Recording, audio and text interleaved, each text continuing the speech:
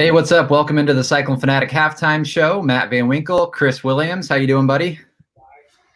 I was better an hour ago. Yeah, I feel you, man. I feel you. How are you?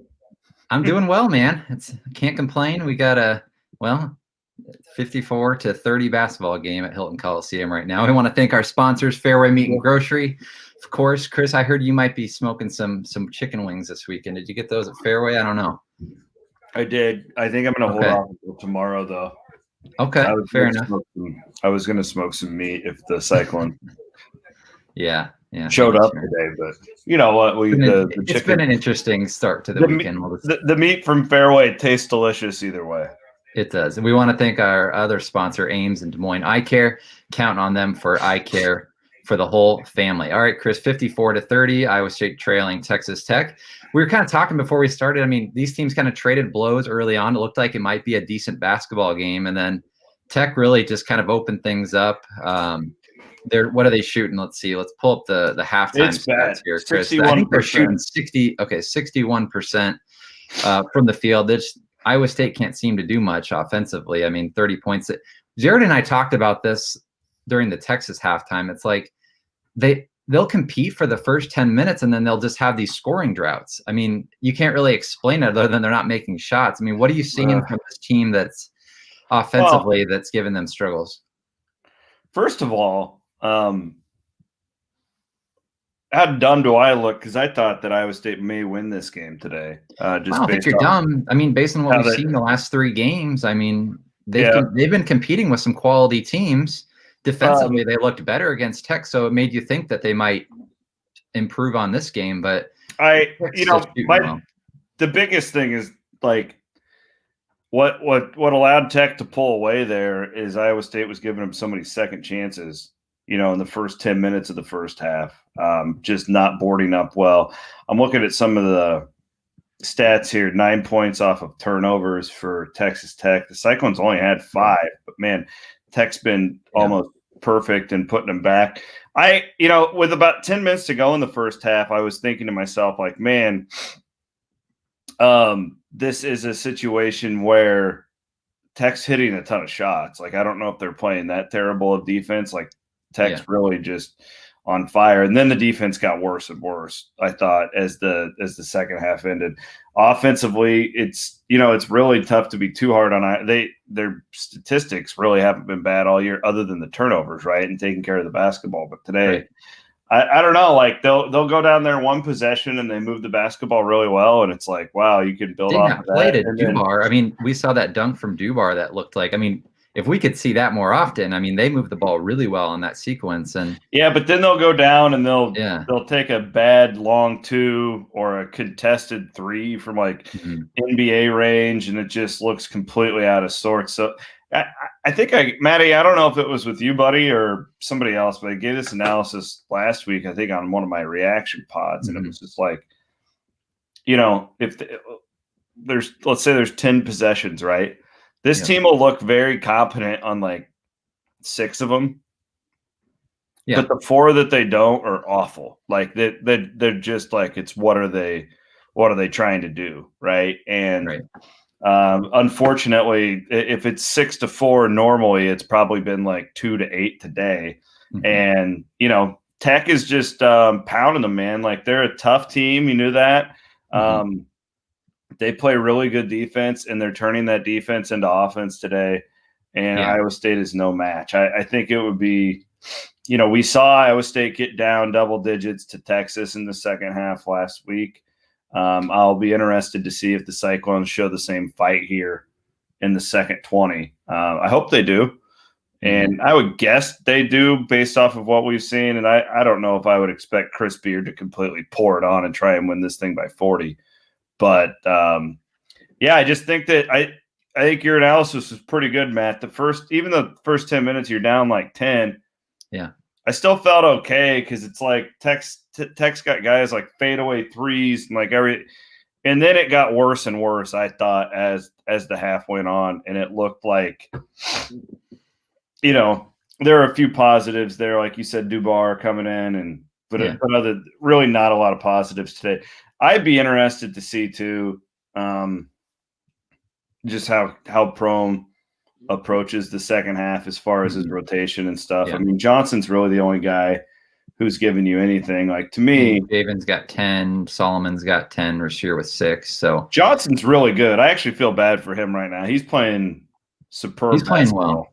Yeah. He needs some help, and you know, he's clearly not getting it. Where's Jalen Coleman lands at? You know, that was a guy who was brought in to be. Tyler Harris only played like 4 minutes in the first half, so those are the kind of guys you want to see contributing, you know, stepping up, making threes, and you're not seeing them hit the floor at all. So it leaves you a little bit concerned, but you're right. I'm curious to see what they'll do in the second half. You might see Jaden Walker in there a bit more. You saw him play a couple minutes. That's an interesting guy you brought up. I thought Iowa State's offense looked better with him in at point guard against Texas than with Bolton. Well, and Jared brought up a good point. I mean, when we were talking the Texas game, he was the first off the bench in the Texas game. So Steve Prohm likes him. He sees something in him. So I would guess you'll probably see him more, especially if this Texas Tech lead starts to expand a little more. But I hope so. I don't think it will, and only there's a couple reasons. One is Chris Beard is he's not. I just can't see him trying to pour a 50-point win on Iowa State today. Yeah. At this rate, he probably could. Well, the broadcasters were talking that they just lost one of their big recruits that just came in last year. I guess they did. Yeah, McDonald. So he might be a little ticked off right now. So maybe we'll see. I don't know. Whatever. I'm disappointed though. I thought that this would be a game that maybe they could get over the hump, and clearly I was completely wrong on it. But we'll see. I mean, you play 40 minutes. Hopefully they can come out there and keep it. Brian makes a good point on Xavier Foster. Brian, here, I'll put him up there. There you go. Yeah, there you go. He's not in the lineup. He's been hurt. That's and what I thought. Yeah, he's got a foot injury, and they're trying to work him back slowly. It's why he's just kind of like, so clearly he's good enough to play in the rotation. And that was one note that I had made during the first half, Matt, that he didn't play. So I wonder, maybe he took a step back with that foot injury in the Texas game. I don't know. Maybe that's a guy, but I don't know. I'm going to sound like an old broken record here, but I at some point I want to see some different stuff. I want to see some different rotations, some different lineups, because clearly, trotting Bolton and Young and all the same guys out there over and over again is not right. So let's see some of these young guys and just see how hungry they are in a second. You're not going to win this game. How hungry are you? Let everybody go out there and roll. Let's see who's hungry and try and build positive here. That's really the only analysis I have. I mean, you said it in your pregame. You hoped that this team could keep this streak going and start to because you were seeing this team build. They were getting better and better. You saw it against West Virginia. They really improved. Baylor, they looked, better again. I thought they played kept it tough. Close. They played really scrappy in all those games, and I thought that they were getting better. And they back against Texas. I mean, kept it down to the last couple minutes in that game. So on the road, nonetheless. I mean, road. I guess this year is a little different, but I mean, you would have liked to see a little bit better play in that first half, but we'll see. We'll see what happens in the second half. I do want to bring up. I want to pull this up on my screen too. Some scores from around the Big 12 today. It's kind of interesting to follow. Let's see here.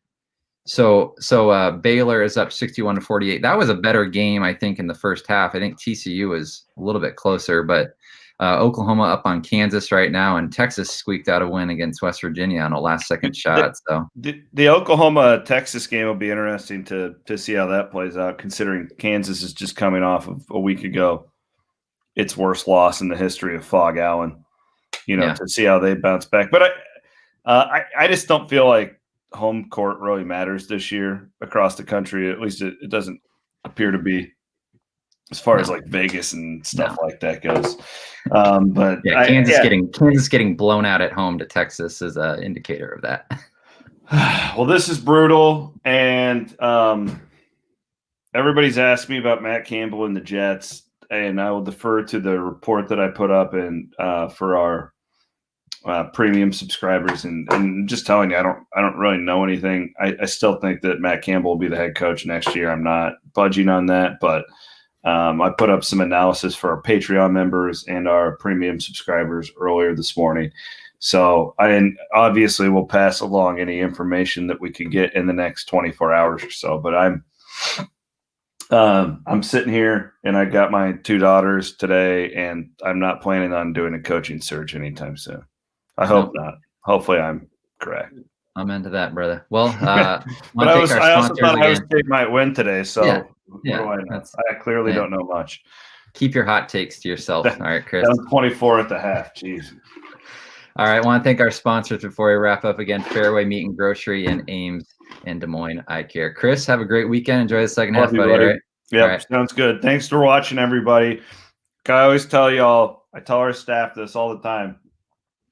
It doesn't matter if it's the Fiesta Bowl or if you're down 24 at the half at Hilton Coliseum. We cover the Cyclones, good or bad, right, Maddie? Right, I've been saying that same thing for 10 years since you were a little puppy. At the Jake, we cover the Cyclones, good or bad. So we'll be here. You got it. All right, brother. We'll talk to you soon. Thanks, man. Thanks, everyone. Appreciate you watching.